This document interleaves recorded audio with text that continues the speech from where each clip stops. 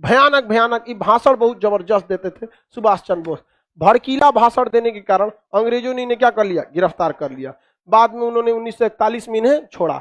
तब ये रसिया होते हुए इटली, रसिया, कई देशों की भ्रमण किए और कहाँ पहुंचे, जर्मनी में पहुंचे। और जर्मनी में हिटलर के पास गए मिलने के लिए, तो हिटलर को मिलने के लिए दिया गया। हिटलर के ऑफिस में कौन पहुंचे, सुभाष चंद्र बोस। और हिटलर के ससुर के हिटलर आया, सारे लोग सैल्यूट किए, हिटलर आ गया, सर सर सर हिटलर आ गया। हिटलर, सुभाष चंद्र बोस खड़ा भी नहीं है हिटलर के आगे, हिटलर चल गया गुस्सिया के। बाद में पता चला नकली हिटलर था, उसका फेस वैसे ही मिलता था। उसके बाद आया ओरिजिनल हिटलर, सारे सैल्यूट किए, सॉरी हिटलर। ओकरो देख के सुभाष चंद्र बोस वैल्यू नहीं दिए। बाद में पता चला यो नकली था। जितना आया सब उसके खुद के बॉडीगार्ड कंफ्यूज हो जाते थे सब, लेकिन सुभाष चंद्र बोस नहीं। ओरिजिनल जब हिटलर आया, जब ओरिजिनल हिटलर आया तो ओरिजिनल हिटलर के आते वक्त में सुभाष चंद्र बोस खड़े हुए, हाथ मिलाए वहां से, तो हिटलर कंफ्यूज हो गया कि यार ये तो बहुत होशियार आदमी लग रहा है यहाँ पर। तो उन्होंने पूछा कि आपको पता कैसे चला, तो सुभाष चंद्र बोस ने कहा था कि सोने की परख सोनार को अच्छे से होती है, अगर उसको लोहा दिखाइएगा तो दूरे से पता कर लेगा कि सोना नहीं है। तो सुभाष चंद्र बोले कि अच्छा आदमी, हिटलर बोला कि अच्छा आदमी है, ठीक ठाक लगता है। तो पूछा हिटलर की क्या चाहते हैं आप, तो सुभाष चंद्र बोस ने कहा है कि हम बहुत खतरनाक चीज चाहते हैं। क्या चीज, कहा कि देखिए हमारे देश से 3 लाख फौजी को इंग्लैंड लेके आया है और आपके खिलाफ लड़वा रहा है, और आप उन लोगों को पकड़ लिए, आप उन फौजियों को हमको दे दीजिए, हम आप ही की ओर से उसको इंग्लैंड से लड़वा देंगे। हिटलर का पगला गया है, कोनो मोटर कार समझा है कि अगला गियर लगाओ, बैक गियर लगा दो। अभी आया था हमको मारने के लिए, अभी इंग्लैंड से कैसे मारे गए आप। कहा कि आप वो जिम्मेदारी हमें छोड़ दीजिए। इन लोगों को अंग्रेज सब ने क्या किया है, राष्ट्र प्रेम की भावना इनमें से क्या कर दिया है, खत्म कर दिया है। तो इन्होंने कहा कि हिटलर मान ही नहीं रहा था, क्योंकि हिटलर बहुत बड़ा हॉल बनवाया था, जैसे आपका क्लासरूम कैसे है ऐसे ही, इसमें सबको बैठाता था कुर्सी पे, सब लोग बैठ जाते थे। इसमें खिड़की चारों ओर से नहीं थी, जब सब लोग आ जाते थे दरवाजा बंद करके जहरीला गैस डाल देता था, और शीशा वाला खिड़की लगाया था, उसमें से देखता था कि कैसे मर रहे हैं। ओहो मरो मरो, बहुत खतरनाक था हिटलर, समझ में क्या। हिटलर बहुत ही मतलब किसी का बातें नहीं सुनता था। आज भी लोग कहते हैं हिटलर शाही तुम्हारा नहीं सुनेंगे, किसी की बात नहीं सुनता था। सुभाष चंद्र बोस ने कहा कि आप मार के क्या करेंगे, आप हमें एक मौका दीजिए, हम इन भारतीय सैनिकों को अपने देश ले जाएंगे, और अपने देश ले जाके किसको मारेंगे, ब्रिटेन वाले को मारेंगे। तो ब्रिटेन वाला वहां पिटाएगा तो यहाँ पे भी उसका असर देखने को मिलेगा। तो हिटलर ने मौका दिया किसको, सुभाष चंद्र बोस को। सुभाष चंद्र बोस के पास बहुत सारे फौजी थे, तो देखे उन्होंने मनाया कि भाई देखो अंग्रेजों को मारो, ऐसे गांधी जी की तरह नहीं कि प्रथम विश्व युद्ध में साथ दिए आजादी मिलेगा, मिल गया आजादी नहीं, तो तुम द्वितीय विश्व युद्ध में अंग्रेजों का साथ देने आए हो, आजादी मिलेगा, कभी नहीं मिलेगा। भारतीय सैनिक पहले सुभाष चंद्र बोस के खिलाफ थे, क्योंकि सैनिकों को वेतन ठीक ठाक इंग्लैंड दे देता था, लेकिन भारतीय सैनिक जो थे उनको मोटिवेट किए सुभाष चंद्र बोस। बर्मा में इन्होंने प्लान बनाया कि बर्मा के रास्ते मतलब म्यांमार के रास्ते भारत में जाया जाएगा। सुभाष चंद्र बोस बहुत जबरदस्त है, उनका एक नारा भी था, तुम मुझे खून दो मैं तुम्हें आजादी दूंगा। सुभाष चंद्र बोस सबको क्या किए, एकदम मोटिवेट किए सारे सैनिकों को। वह खून कहो किस मतलब का जिसमें उबाल का नाम नहीं, वह खून कहो किस मतलब का आ सके देश के काम नहीं, वह खून कहो किस मतलब का जिसमें जीवन न रवानी है, जो परवश होकर बहता है वह खून नहीं है पानी है। उस दिन लोगों ने सही सही खून की कीमत पहचानी, जिस दिन बर्मा में सुभाष ने मांगी उनसे कुर्बानी थी। बोले स्वतंत्रता की खातिर बलिदान तुम्हें करना होगा, तुम बहुत जी चुके जग में लेकिन आगे तुम्हें मरना होगा। आजादी के चरणों में जो जयमाल चढ़ाई जाएगी वह सुनो तुम्हारे शीशों के फूलों से गूंथी जाएगी। स्वतंत्रता का संग्राम कहीं पैसों पर खेला जाता है या शीश कटाने का सौदा नंगे सर झेला जाता है। अजान बाहों ऊंची करके बोले रक्त तुम मुझे देना, बदले में भारत की आजादी तुम मुझसे लेना। हो गई सभा में उथल पुथल, सीने में दिल न समाते थे, स्वर इंकलाब के नारे कोसों तक सुनाई देते थे। बोले सुभाष वह आगे आए जिसमें भारतीय खून बहता हो, वह आगे आए जो खुद को हिंदुस्तानी कहता हो, वह आगे आए जो इस पर हस्ताक्षर करता हो, मैं कफन बढ़ाता हूं, वह आगे आए जो इसे हंस कर लेता हो। सारी जनता हुंकार उठी, हम आते हैं, हम आते हैं, माता के चरणों में अपना रक्त बहाते हैं। साहस से बड़े युवक उस दिन बढ़ते ही जाते थे, चाकू छुरी कटारों से वे अपना रक्त बहाते थे, फिर उस रक्त की स्याही में वे अपनी कलम डुबाते थे और आजादी के परवाने पर हस्ताक्षर करते जाते थे। उस दिन तारों ने देखा हिंदुस्तानी विश्वास नया, जब लिखा भारत के महारणवीरों ने खून से इतिहास नया। तो पूरे भारत के सैनिक जो थे, जबरदस्त सैनिकों में उछाल आया, बाप रे पूरे भारत के सैनिक उजाड़ देंगे रे इंग्लैंड को हम। यहाँ हिटलर देखा, कहा कि ये कौन आदमी है रे, यहाँ पूरा माहौल बदल के रख दिया यहाँ पे। सुभाष चंद्र बोस को देखकर हिटलर बहुत प्रभावित हुआ और हिटलर ने बहुत मतलब सुभाष चंद्र बोस की इज्जत किया और सुभाष चंद्र बोस को हिटलर ने नेताजी की उपाधि दिया था। सुभाष चंद्र बोस के योगदान को कोई नहीं भूल सकता। आप लोग बस एक लाइन पढ़ लेते हैं, तुम मुझे खून दो मैं तुझे आजादी दूंगा।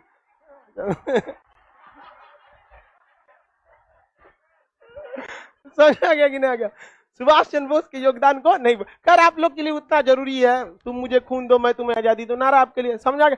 चलो अब आगे समझते हैं। सुभाष चंद्र बोस जो थे वो इन सैनिकों को क्या किए, हिटलर के सहयोग से प्राप्त किए, लेकिन हिटलर ने कहा कि इन सैनिकों में अभी भी ट्रेनिंग का क्या है, अभाव है, ये डायरेक्ट नहीं लड़ पाएंगे। देखो लड़ने आए थे, हम पकड़ के रख लिए कि नहीं रख लिए, इनको क्या जरूरत है, प्रॉपर ट्रेनिंग की जरूरत है। अब देखिए द्वितीय विश्व युद्ध में ना दो एलाइज फोर्स थे सब, मतलब तीन देश थे जो आपस में एक साथ थे। इधर में था जर्मनी, इटली और यहाँ पे जापान। ये तीनों जो थे ये ध्रुवीय राष्ट्र थे सब, इन्हें कहा जाता है एक्सियल फोर्सेज। और जो एलाइज फोर्सेज थे उसमें बड़े बड़े देश थे, अमेरिका था, कनाडा था, ब्रिटेन था, फ्रांस था, रूस था, ये सब थे सब। तो सुभाष चंद्र बोस ने जो भारतीय सैनिक जो कहाँ फंसे थे, जर्मनी, इन्हें क्या किया, अपने पास लिया। और सुभाष चंद्र बोस हिटलर के सहयोग से आर्म्स एंड एनिमेशन लिया और हिटलर ने किसे भेज दिया, जापान को कहा कि जापान भेजा इन सैनिकों को, और इन सैनिकों को ट्रेनिंग और अच्छा हथियार किसने दिया, जापान। और जापान ने सुभाष चंद्र बोस को अंडमान और निकोबार द्वीप गिफ्ट में दे दिया। किसमें दिया, गिफ्ट में, क्योंकि इंग्लैंड वालों से ये जापानियों ने कौन सा द्वीप छीन लिया था, अंडमान और निकोबार।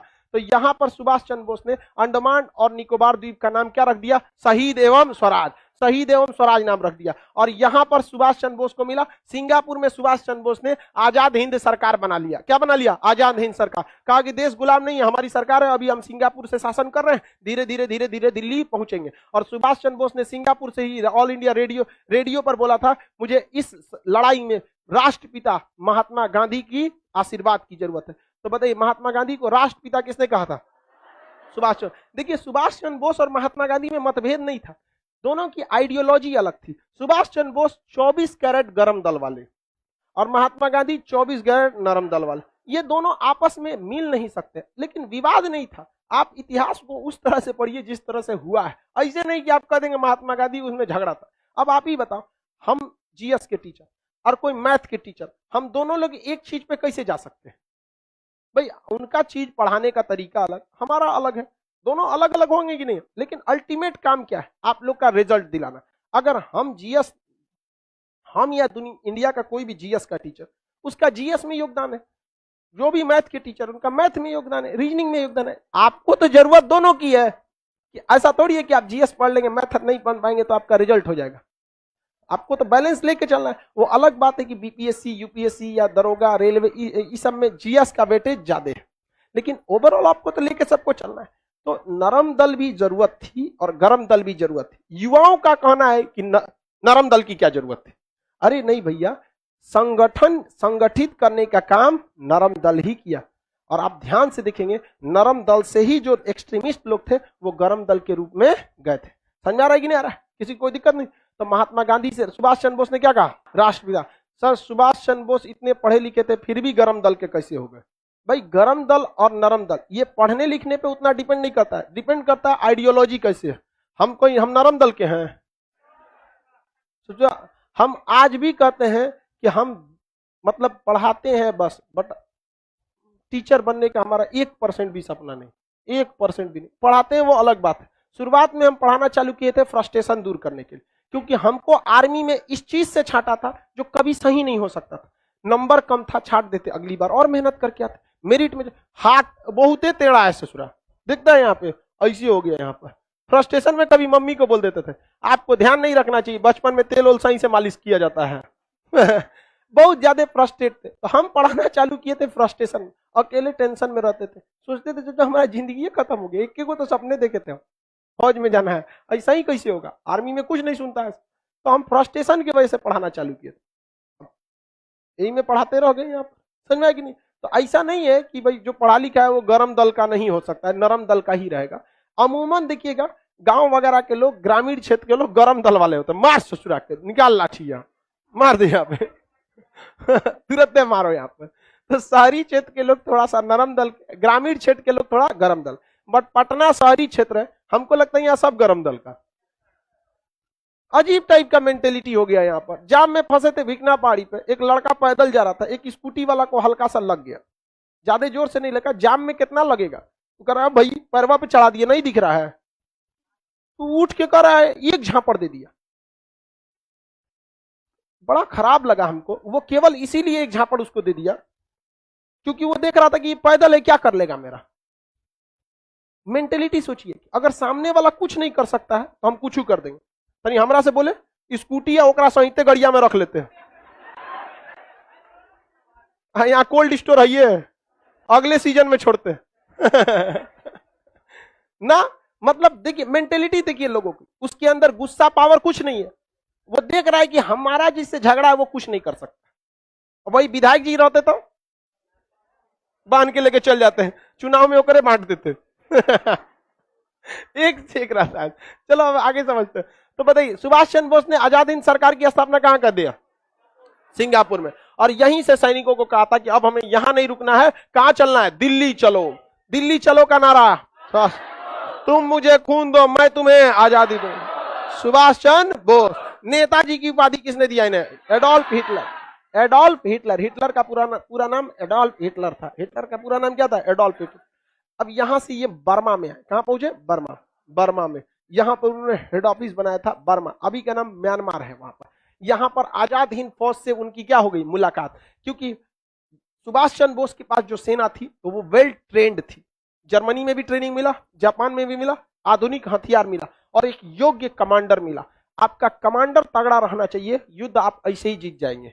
अगर कमांडर डरपोक मिल गया, युद्ध कभी नहीं जीत पाएंगे। वहां पर चाइना और भारत के बीच जो गलवान घाटी हो रही है, तो भारत अभी भी वहां अपना पंजाब रेजिमेंट का 11 कोर को तैनात किया हुआ है।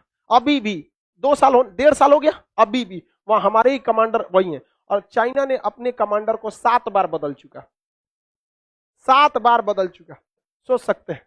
इसलिए हम गर्व है हमें हिंदुस्तानी सेना पे, आज भी वो डटे हुए।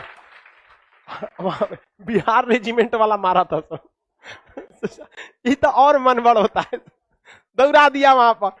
इनके कमांडर कहते रह गए, अरे एग्रीमेंट है हम लोग का 1996, हम हथियार नहीं चला सकते। बिहारी बोला था कौन मार गोली चला रहा है, लाठिए बहुत हो लो है। एक ट्रेनिंग तो हम लोग को बचपने से है मार लाठी मार दी। बताइए जिस देश का कमांडर बदला जाएगा उस देश का सेना का मनोबल गिरेगा कि नहीं गिरेगा? खत्म हो जाएगा। अब वो सब टिक नहीं पाता, ऐसा ना खाना पे भी बोला जाता। अमेरिकन सेनापति ने कहा था कि सेना कितना लड़ेगी ये डिपेंड करता है उसके पेट में कितना अनाज है। तो भारतीय सेना का खाना जो है ना, या इंडियन खाना बहुत ठोस होता है। चाइनीज वाला चाउमीन, चाउमीन का उस तरह हम लोग का ही अटक जाएगा। चाउमीन खत्म होने के बाद पता चलता है कि नहीं अब पेट में पहुंचा है, तब तक तो हम लोग ऐसा फेगस में अटका रहता है। चाउमीन खा के लड़ाई करेंगे। यहाँ बिहार वाला है, लिट्टी खा के जाएगा, चना भिगा के ले जाएगा, मार तो सुभाष चंद्र बोस के पास एक अच्छी फौज थी कि नहीं थी? सुभाष चंद्र बोस के पास एक योग्य सेना थी, और सुभाष चंद्र बोस में नो डाउट एक योग्य सेनापति थे।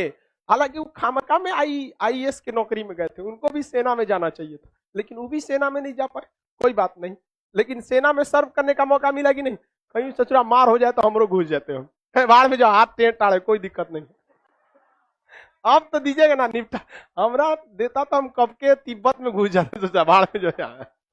तो सुभाष चंद्र बोस के सामने एक समस्या यहाँ आई कि बर्मा में पहले से भारत के सैनिक थे सब। उस समय एक फौज थी जिसका नाम था आजाद हिंद फौज। आजाद हिंद फौज, देखिए आजाद हिंद सरकार ने गठित किए थे सुभाष चंद्र बोस। आजाद हिंद फौज कैप्टन मोहन सिंह एक कैप्टन थे, कैप्टन मोहन सिंह। कैप्टन मोहन सिंह ने आइडिया दिया कि क्यों ना हम भारतीयों के लिए एक फौज बनाएं। तो ये किसने आइडिया दिया? कैप्टन मोहन सिंह। और ये जिम्मेदारी दी गई रास बिहारी बोस को। किसे दी गई? रास बिहारी बोस। रास बिहारी बोस ने इसका गठन किया, लेकिन उस समय तक रास बिहारी की बोस 70 से ज्यादा उम्र के हो गए थे। अभी बताइए, सेना का कमांडर 70 से ज्यादा उम्र का, सेना में मनोबल रहेगा? सेना में एकदम भयानक गरजने वाला होना चाहिए, वहां पर बॉर्डर पे एकदम गरजने वाला सेनापति चाहिए। दरिया तेरी खैर नहीं, बूंदों ने बगावत कर दी है, नादा ना समझ इनको, लहरों ने बगावत कर दी है। हम परवाने हैं, मौत समा मरने का है खौफ का, रे तलवार तुझे झुकना होगा, गर्दन ने बगावत कर दी है। खतरनाक होना चाहिए एकदम सेनापति, मार करा दे सजुरा, जो मरलो रहे दोनों हथियार उठा लेके मारे सजा यहाँ पर। एकदम सेनापति का मतलब क्या होना चाहिए? एकदम खूंखार, चंडाल, एकदम तनिको मोह माया नहीं, लाश पे बैठ के ससुरा खाना खा ले और करे जेब चेक करे कुछ बचल है क्या एकरा में। ऐसा सेनापति एकदम क्रूर होना चाहिए, काट डाले वहां पर। रास बिहारी बोस बहुत ही योग्य व्यक्ति थे, रास बिहारी बोस। लेकिन उम्र का तकाजा होता है, हर इंसान का उम्र ढलने के बाद नहीं हो पाता है। 70 साल की उम्र के बाद क्या करें? हम इतना पढ़ा रहे, 50 साल, 4-5 साल बाद हम इतना ना पढ़ा पाएंगे, कितना बचले होगा हम लोग में। तो बुढ़ापा में इंसान नहीं हो पाता। तो सेना ने कहा कि अब हमें यह कमांड किसको दे देना चाहिए? सुभाष चंद्र बोस को। तो बताइए, सेना का कमांड, आजाद हिंद फौज के कमांड किसने संभाल लिया? सुभाष चंद्र बोस। इन्होंने संभाला था 1942 में। कब संभाला था? 1942। क्या 1942 में आजाद हिंद फौज बनी थी? नहीं, बहुत पहले बन गई थी, छीटपुट थी इधर उधर यहाँ पर। अब इन्होंने क्या किया? आजाद हिंद फौज बनाया और इन्होंने कई ब्रिगेड बनाया। लक्ष्मी ब्रिगेड बना दिया, महिलाओं का क्या बना दिया? Lakshmi brigade, Subhash brigade, Gandhi brigade, Nehru brigade, पूरा सेना का गठन बना दिया, भयानक। और सेना का एकदम जबरदस्त इनके पास क्या था? हथियार था। जापानियों से सहयोग मिला था, हिटलर से सहयोग मिला था, और ये अब म्यांमार के रास्ते कहां बढ़ने लगे? भारत की ओर। और जापान से एक उम्मीद थी, लेकिन 6 अगस्त 1945 को अमेरिका जापान पे बम पटक दिया। दूसरा 9 अगस्त को फिर पटक दिया। अब जापान ने हाथ खड़ा कर दिया, हम क्या कर सकते हैं।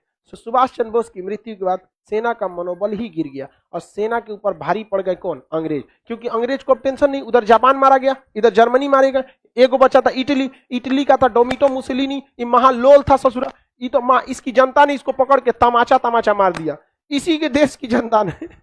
मुसोलिनी को इसी के देश में तमाचा तमाचा मार के मारी। उसका बेचारा का सब उखड़ गया था, इतना मार मारे थे सब, चौराहा पे फांसी दे दिया। महाबैल था मुसोलिनी। मुसोलिनी का कहना था, जो पुरुष युद्ध नहीं लड़ा वो बाज महिला के समान है।